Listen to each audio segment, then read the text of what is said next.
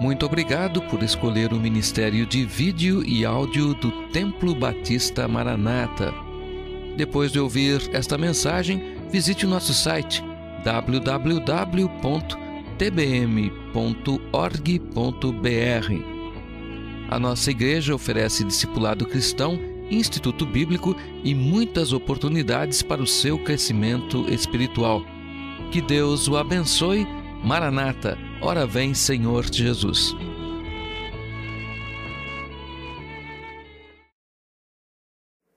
Hoje eu quero pregar sobre crentes obcecados pelo evangelismo. João capítulo 4.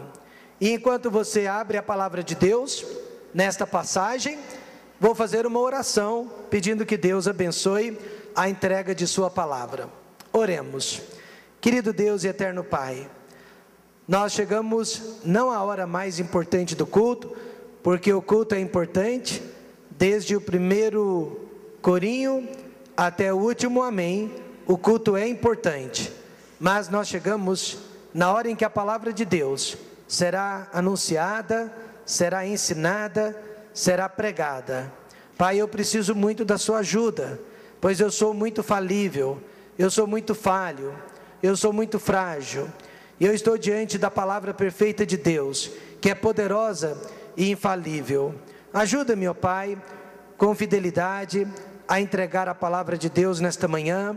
Abra o coração dos seus filhos, para que recebam a Tua palavra, aceitem a Tua palavra, e possam entender a Tua palavra. Pai querido, venha suprir todas as nossas necessidades aqui nesta manhã.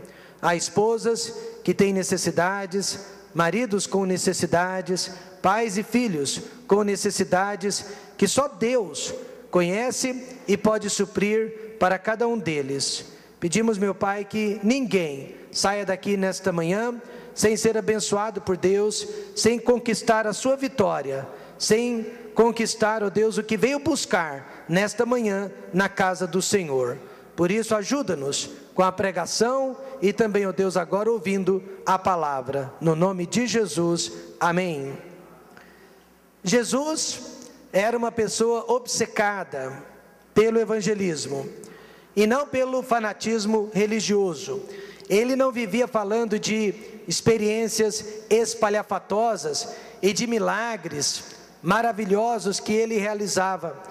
Jesus muitas vezes até pedia para que os seus milagres não fossem anunciados, não fossem propagados. Mas ele era obcecado, irmãos, pela pregação da palavra de Deus. Veja João 4:34. Ele disse para os seus discípulos: a minha comida é fazer a vontade daquele que me enviou e realizar a sua obra. Em outras palavras, Jesus deixava de comer, Jesus deixava de dormir, Jesus deixava de descansar, a fim de pregar o Evangelho. Hoje em dia, se um jovem deixar de comer, deixar de dormir, porque fica em frente ao computador o tempo todo, nós dizemos que ele tem problemas, nós dizemos que ele está viciado, ele é uma pessoa compulsiva e precisa urgentemente de ajuda psicológica, de ajuda médica. Mas o que dizer de Jesus Cristo, que vivia 24 horas por dia, o tempo todo de sua vida, para revelar a palavra de Deus aos homens? Para muitos, ele era considerado louco, mas para Deus o Pai, ele era considerado um filho obediente e amável. Eu tenho colegas no ministério, pastores, homens de Deus, que também são obcecados, mas não pela salvação de almas perdidas, mas por outros assuntos bem menos importantes. Alguns pregam constantemente sobre o calvinismo e gastam muito tempo de suas vidas e de seus ministérios tentando convencer outros a serem calvinistas como eles. Outros colegas vivem pregando sobre vestimentas, principalmente para as mulheres, como se a vida cristã se resumisse nisso. Claro que as vestimentas precisam ser santas, mas certamente há outros assuntos mais importantes. Pior ainda, são aqueles que vivem apenas para falar do diabo, para falar de prosperidade financeira, para falar sobre cura divina ou maldição hereditária. O Dr. Bob Jones Jr. certa vez disse para um grupo de jovens pregadores de sua universidade que deveríamos pregar muito sobre o que Deus fala muito, pregar pouco sobre o que Deus fala pouco, e não pregar nada sobre o que Deus não fala. Infelizmente, muitas vezes, o nosso assunto predileto não é o assunto predileto de Deus, e a nossa batalha espiritual não é a batalha espiritual de Deus. E foi o que aconteceu aqui em João 4, entre Jesus e os seus discípulos. Irmãos, observe que os discípulos jamais teriam feito o que Jesus Cristo fez, jamais fariam o que Jesus fez, conversando com uma mulher, o que não era aceitável culturalmente naqueles dias, samaritana, adúltera, e pior ainda, deixando de comer e descansar. Os discípulos jamais teriam feito isso, mas Jesus lhes mostrou naquele dia que evangelismo era a sua obsessão, ganhar almas, falar do amor de Deus, salvar vidas. Mais do que obcecado, Jesus não tinha outra opção de vida, a não ser esta: pregar a salvação e o arrependimento de pecados. Mas para isso, ele precisou quebrar 4 barreiras que a sociedade de sua época lhe impunha. Primeira, ele quebrou a barreira das condições físicas. Segundo, ele quebrou a barreira cultural. Terceiro, ele quebrou a barreira do pseudo-intelectualismo, do falso intelectualismo. E por último, ele quebrou a barreira do tradicionalismo religioso. Veja, em primeiro lugar, a barreira das condições físicas que Jesus teve que vencer. Nós lemos no verso 6, Jesus, pois, cansado do caminho, assentou-se junto à fonte, ou junto de uma fonte. Irmãos, o Espírito Santo fez questão de registrar que Jesus estava cansado naquele dia. De tão cansado, assentou-se junto a uma fonte. E ele também estava com sede, e ele estava com fome. Mas apesar de como se sentia fisicamente, Jesus conseguiu evangelizar uma mulher e logo depois uma cidade inteira. Irmãos, como ele fez para vencer as suas condições físicas? Como ele fez para esquecer que estava cansado, com fome? Como ele fez para esquecer que estava com sede e pensar na situação de uma alma?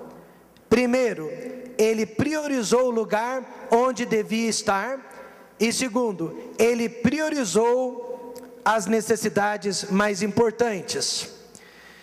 O verso 4 diz: e era ali necessário passar por Samaria. Como judeu, Jesus não tinha que passar por Samaria. Ao contrário, ele não deveria passar por Samaria, porque os samaritanos eram considerados imundos aos olhos dos judeus. Mas observe que a Bíblia faz questão de dizer: e era-lhe necessário passar por Samaria. Cansado ou não, com fome ou não, com sede ou não, Jesus estava no lugar certo, e Jesus estava lá na hora certa. Irmãos, às vezes nós temos que priorizar o lugar acima das nossas condições físicas. Às vezes nós temos que colocar o lugar acima do que sentimos e do que pensamos. Não podemos agir só pelas emoções, mas principalmente pela razão, como Jesus Cristo fez. Há alguns anos atrás, eu acordei com 39 graus de febre. eu estava sentindo dores pelo corpo, calafrios, mas havia feito o compromisso de sair com alguns jovens e evangelizar naquela manhã. Era um sábado de manhã. Contra a minha vontade, eu me arrumei e saí com aqueles rapazes. E a primeira casa onde batemos era a casa de um judeu ortodoxo. E ele estava observando, guardando o sábado, como a sua religião orientava. Gentilmente, ele nos convidou e nós nos assentamos na sua sala, e por mais de 1 hora, ele nos pregou sobre a sua religião. Por mais de 1 hora, ele tentou nos convencer sobre a sua religião. E ali eu estava, sem ninguém saber, sentindo dores e com febre. Mas eu não podia fazer nada a respeito, a não ser pedir pela graça de Deus. Finalmente, quando ele acabou, ele me passou a palavra, ele me permitiu falar. E eu usei todos os textos do Velho Testamento que eu conhecia a respeito do Messias, profecias sobre Jesus. E enquanto eu li aqueles textos, eu pensava comigo mesmo que estava perdendo tempo, que nada iria acontecer. Ele era um judeu ortodoxo. Mas enquanto eu falava, enquanto eu pregava, eu vi lágrimas descendo de seus olhos. E de repente ele me disse: ninguém jamais havia me mostrado o que você me mostrou. Irmãos, naquele sábado, enquanto guardava o dia de sábado, aquele judeu se ajoelhou na sala de sua casa e recebeu Jesus Cristo como Salvador. Eu estava no lugar certo e na hora certa, amém, irmãos? Eu coloquei o lugar acima dos meus sentimentos, das minhas privações físicas. E no domingo, dia do Senhor, no dia seguinte, eu não tinha mais febre, e eu tive o privilégio de batizar aquele judeu em nome do Pai, do Filho e do Espírito Santo. Irmãos, se Jesus não fosse obcecado pela salvação de almas perdidas, ele jamais teria passado por Samaria. Por que escolher o caminho mais longo e mais difícil, quando você poderia ter escolhido o caminho mais fácil, mais conveniente? A razão número 1, hoje de manhã, que pessoas não vêm à igreja, a razão número 1 é por causa de problemas físicos. A razão número 1, porque pessoas não evangelizam, é o cansaço. Mas, irmãos, muitas vezes esta razão não impede pessoas de ir ao trabalho ou de praticar o seu lazer. Considere Jesus, que priorizou o lugar acima do seu cansaço. E segundo, priorizou as necessidades mais importantes. O verso 7 diz: veio uma mulher de Samaria tirar água. Disse-lhe Jesus: dá-me de beber. Ele estava cansado, ele estava com fome e ele estava com sede. Mas a mulher samaritana estava perdida em seus pecados.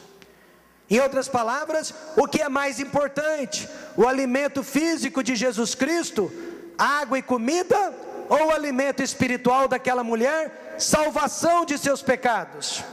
Jesus responde, no verso 34, a minha comida é fazer a vontade daquele que me enviou e realizar a sua obra.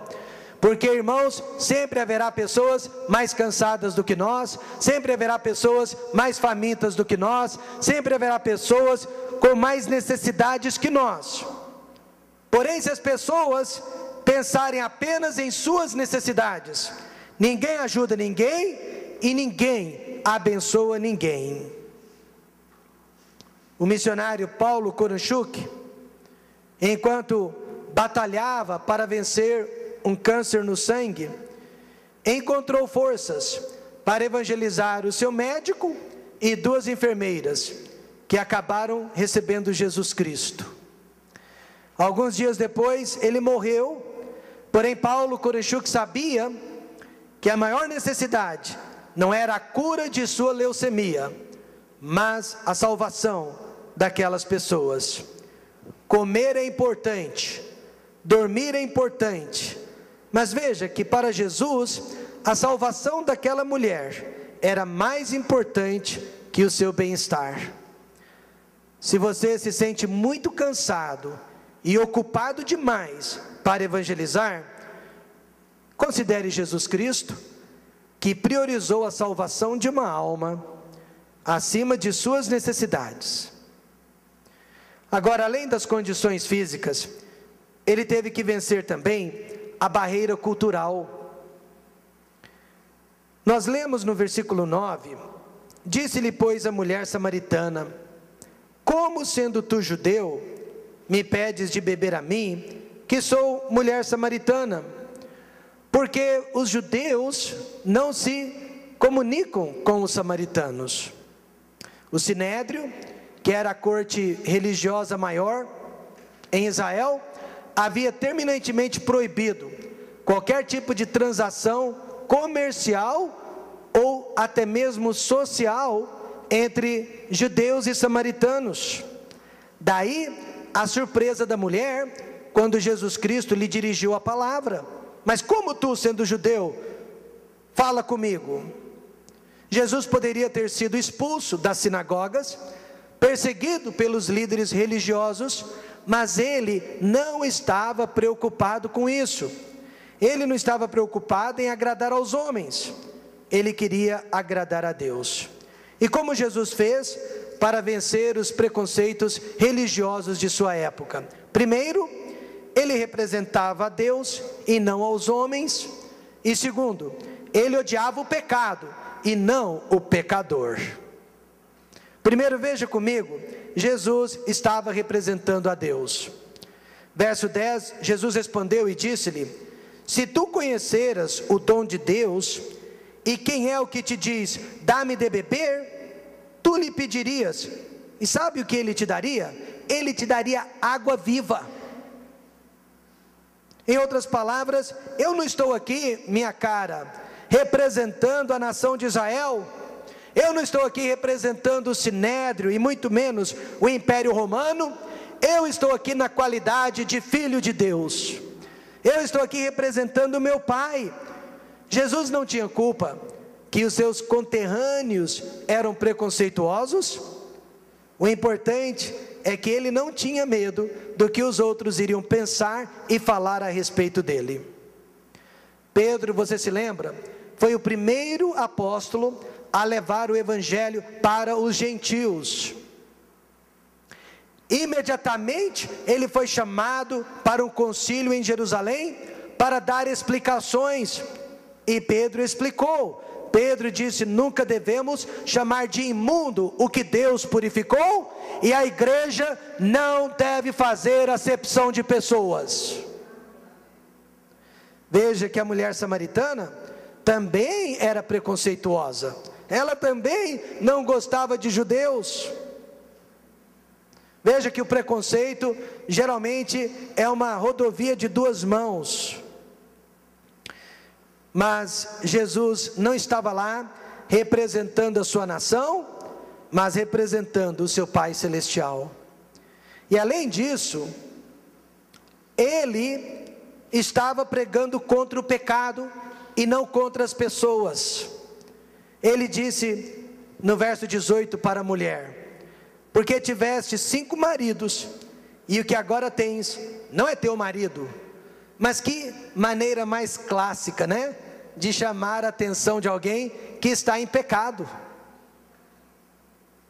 Que maneira mais educada, mais polida de puxar a orelha de alguém. Amém, irmãos? Aquela mulher, ela já havia morado com 5 homens, nenhum deles era seu marido, e agora ela já estava no 6º caso, e também não era seu marido. Porém, em nenhum momento Jesus desmereceu aquela mulher porque ela era adúltera ou porque ela era idólatra. Ele a tratou com muito respeito desde o início até o fim de sua conversa. Irmãos, uma das tarefas mais difíceis da igreja hoje em dia é separar o pecador do seu pecado. Aliás, essa é uma das tarefas mais difíceis dentro de casa, separar o pecador do seu pecado, ou em qualquer outro lugar. Mas, irmãos, Jesus Cristo conseguia fazer isso com muita facilidade. Ele amou Zaqueu, enquanto Zaqueu era o quê? Um estelionatário. Ele amou Judas, enquanto Judas era um ladrão e seria o traidor. Ele amou a mulher samaritana, mesmo enquanto ela estava em adultério. Será que isso não explica porque Ele ainda nos ama, apesar de tudo que estamos fazendo? Por que existe preconceito entre nós? Porque estamos seguindo as ideias de outras pessoas, e porque odiamos pessoas, ao invés do pecado que elas praticam. Jesus ultrapassou as barreiras das condições físicas e agora culturais, a fim de evangelizar as pessoas. Em terceiro, ele ultrapassou a barreira do falso intelectualismo. Veja, irmãos, que a mulher tentou entrar num debate teológico com Jesus, e ele respondeu: qualquer que beber desta água, tornará a ter sede. Sede, água. Veja que apesar de erudito, e com exceção das parábolas, Jesus sempre usou palavras fáceis de entendimento, para que as pessoas pudessem realmente compreender e saber o que ele estava falando. Por exemplo, ele fala de sede, ele fala de água, porque todos os homens, todos os seres humanos conhecem muito bem o conceito de sede, pois a água é essencial para a vida. Eu discordo da teologia de libertação, prosperidade financeira, cura divina, libertação de maldição hereditária e tantos outros tópicos errados e antibíblicos que os teleevangelistas estão usando hoje em dia na televisão e no rádio para enganar, ludibriar, cativar e prender as pessoas. Eu discordo do conteúdo do ensinamento desses homens, mas eu tenho que admitir que eles estão usando a linguagem correta, um português prático, uma linguagem coloquial, muito fácil de ser compreendida por todas as pessoas, de todas as idades, de todas as faixas, desde o analfabeto até a pessoa mais academicamente preparada. Todos que escutam aqueles homens sabem o que eles estão dizendo. Eles falam diretamente, de acordo com a compreensão das pessoas, e por isso eles são seguidos. Eles se utilizam de uma linguagem simples. Não é à toa que tem muitos seguidores atrás desses homens. Por outro lado, um pastor amigo nosso foi pregar em uma penitenciária, uma das maiores do estado de São Paulo, pela primeira vez na sua vida. E perante aqueles milhares de presos ou centenas de presos, ele usou expressões e terminologias que quase ninguém sabia o que significavam. Na verdade, pessoas tinham que ir no seminário para compreender o que aquele pastor estava dizendo. Conclusão, os presos não entenderam patavina do que aquele pastor estava dizendo. Alguns pregadores gostam de complicar, né? Ao invés de simplificar. E eles confundem reverência com eloquência. E enquanto isso, pessoas entram vazias e saem vazias de seus cultos. Meus amados irmãos, a palavra de Deus é para todos. Ela precisa ser compreensível e ela precisa ser compreendida para todos. Por isso Jesus Cristo, Ele conseguiu vencer aquele pseudo-intelectualismo, falando exatamente a linguagem que aquela mulher podia compreender. Não existe nada mais simples e nada mais prático do que dizer para alguém: porque Deus amou o mundo de tal maneira que deu o seu Filho unigênito, para que todo aquele que nele crê não pereça, mas tenha a vida eterna. Precisamos, como Jesus, de mais praticidade, de mais simplicidade, quando entregamos a sua palavra. E em quarto e último lugar, Jesus venceu a barreira do tradicionalismo religioso. E esta é uma das mais difíceis, quando você está tentando evangelizar alguém. Veja o que ele fez no verso 20. Na verdade, veja o que a mulher disse para ele no verso 20.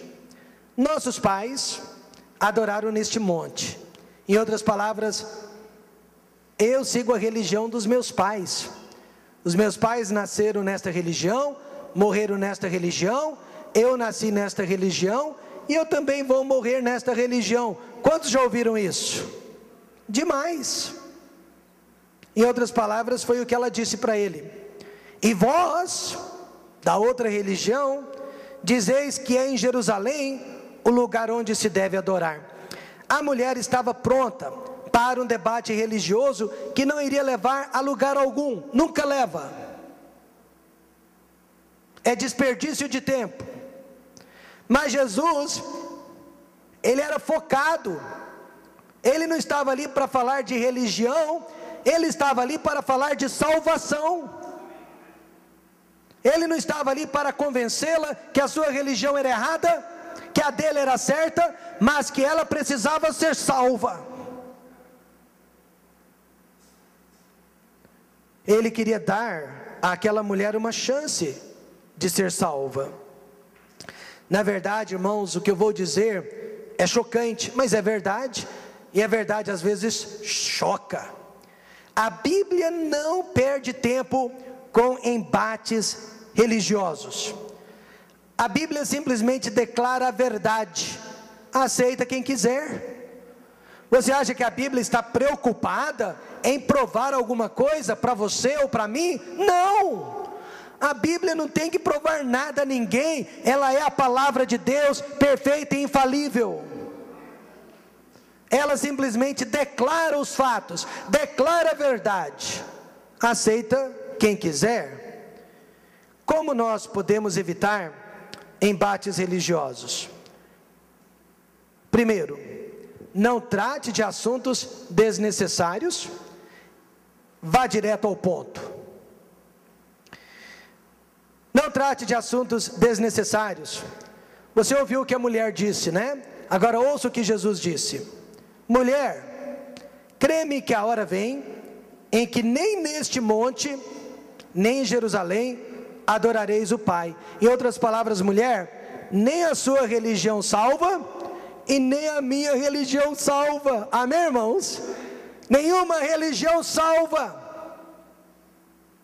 Os samaritanos, para desgosto dos judeus, também construíram um templo de adoração em Samaria. E agora eles queriam discutir em qual templo nós devemos adorar a Deus, o nosso de Samaria ou de vocês em Jerusalém. Ora, até aquele momento, o templo era o de Jerusalém, não há dúvida sobre isso. Deus escolheu Jerusalém para fazer habitar ali o seu santo nome. Mas Jesus mostrou para aquela mulher que no futuro bem próximo, o lugar não faria mais diferença. Os homens poderiam adorar a Deus em qualquer lugar do mundo e a qualquer hora do dia ou da noite.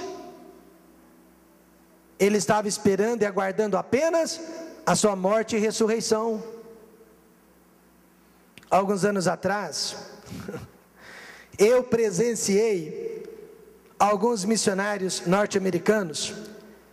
Nós estávamos num acampamento, todos juntos, e de repente, eu não sei por qual razão, eu era jovem ainda, nem havia cursado a faculdade, mas de repente eles estavam discutindo qual escola de teologia era a melhor.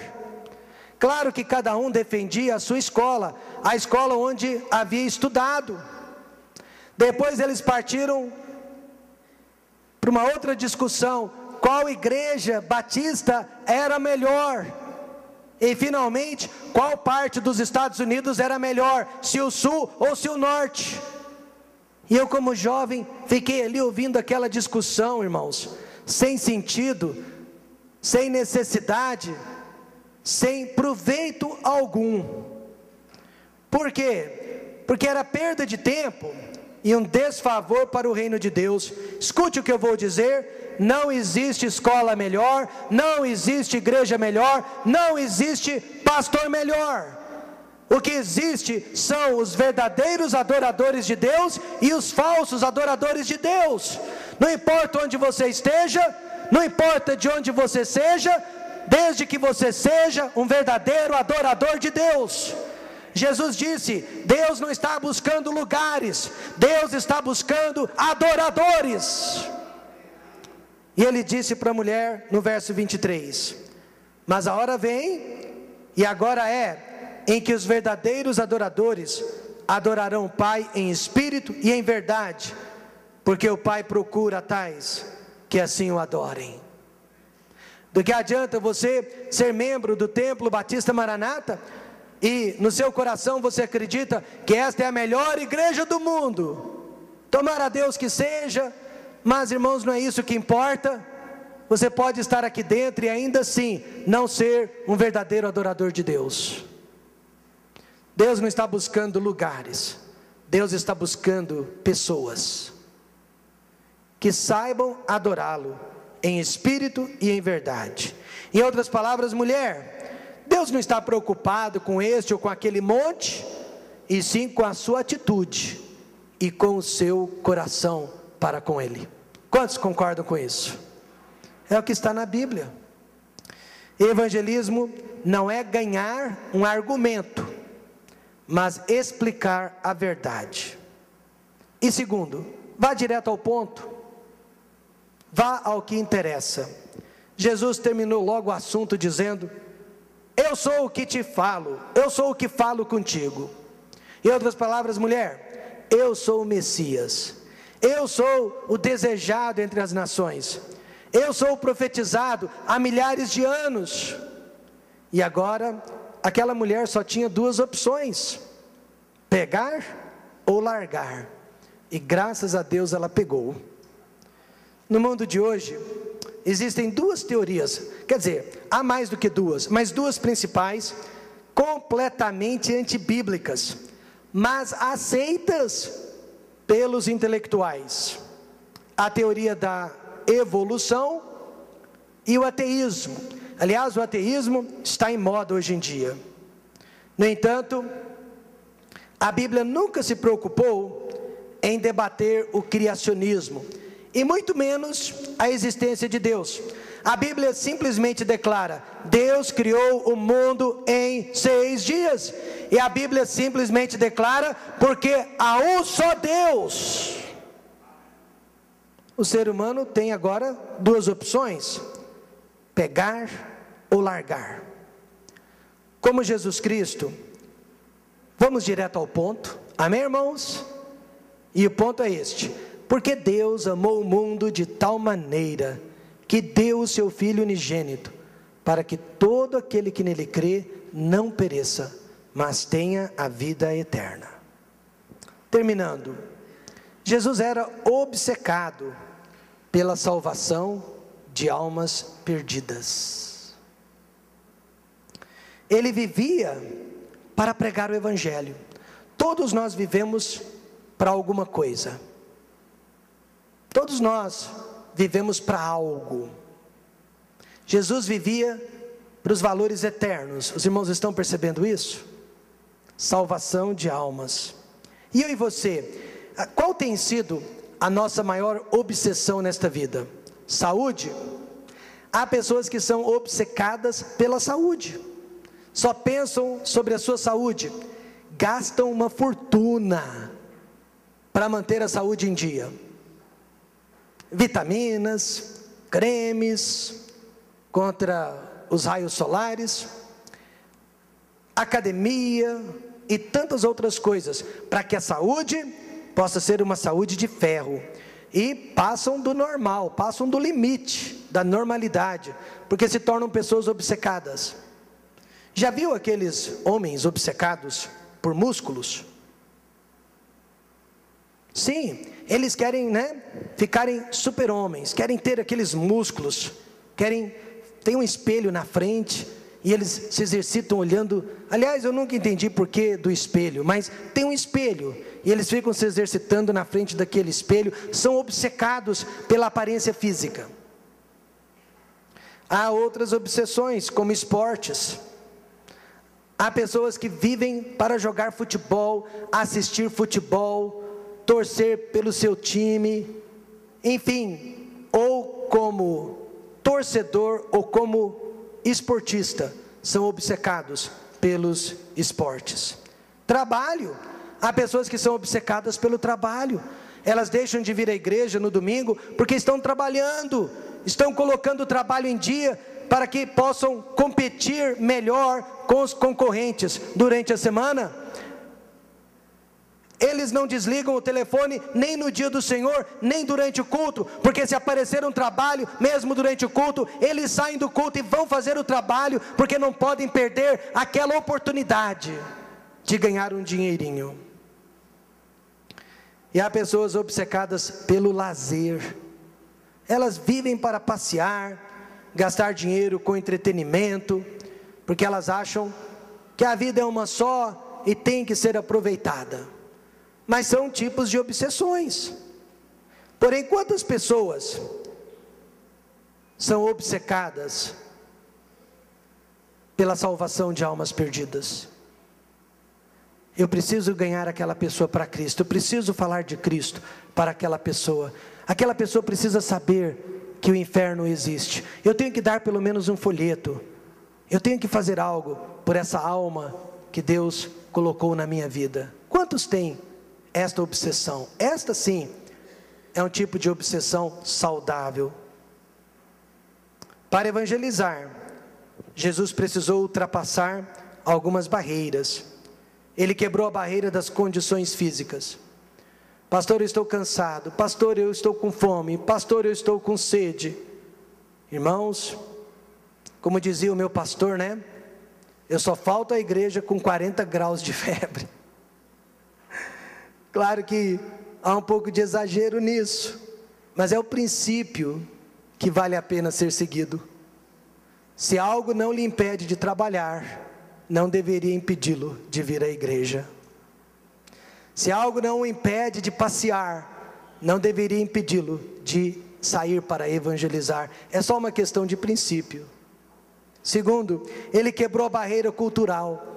Há pessoas que têm medo de falar com o sexo oposto, ou com pessoas ricas, ou com pessoas de um nível mais avantajado. Olha, lembre-se sempre do que meu sogro disse. Quando ele aprendeu que todo homem tem que vestir a calça uma perna de cada vez, ele nunca mais teve medo de ninguém. Pode ser o presidente da República, pode ser o presidente do Supremo Tribunal Federal, todos são pecadores, seres humanos, e você não precisa ter medo de ninguém, todos precisam ouvir a palavra de Deus. Pode vencer as barreiras culturais. Nunca se desfaça das pessoas, porque elas praticam o homossexualismo, ou a prostituição, ou o adultério, ou porque são viciadas em drogas, ou porque são bandidos, marginais, assassinos. Ame o pecador, ainda que seja necessário odiar o pecado deles. Terceiro, ele quebrou a barreira do pseudo-intelectualismo. Fale o português corretamente, você tem obrigação de fazer assim, mas fale de uma forma que todos possam entendê-lo. E por último, ele quebrou a barreira do tradicionalismo religioso. Deus não te chamou para defender a igreja batista. Deus não te chamou para promover a igreja batista. Deus te chamou para pregar o evangelho. E depois que uma pessoa é salva, e ela se submete à palavra de Deus, ela conhece a verdade, e a verdade a libertará. Eu gostaria que neste ano de 2013, nós nos tornássemos crentes obcecados. Mas obcecado pelas coisas certas. Obcecados por Deus. Primeiro alvo, Deus. Tudo que agrada a Deus, tudo que diz respeito a Deus, deve vir em primeiro lugar em nossas vidas. Esse é o tipo de obsessão que os filhos de Deus precisam praticar em suas vidas. Abandone as outras obsessões que você tem tido, porque são formas de idolatria, porque estão tomando o lugar de Deus. A avó de minha esposa, missionária Catarina McCoy, morreu com 84 anos de idade. Ela dizia que na vida, tudo tem que ser feito com moderação. Comer, temos que comer com moderação. Dormir com moderação, exercitar com moderação, lazer com moderação. Mas existe uma coisa que ela fazia, irmãos, com intensidade, e era servir a Deus. Sabe como ela morreu? Despediu-se das filhas, deitou na cama, começou a ler um bom livro, biografia de uma grande mulher, e enquanto lia, fechou os olhos e partiu para Deus. Ela foi moderada até na hora da morte. Ela só tinha uma obsessão na vida: servir a Deus, e serviu até o último dia. Querido Deus e eterno Pai, Jesus Cristo foi obcecado por mim. Ele foi obcecado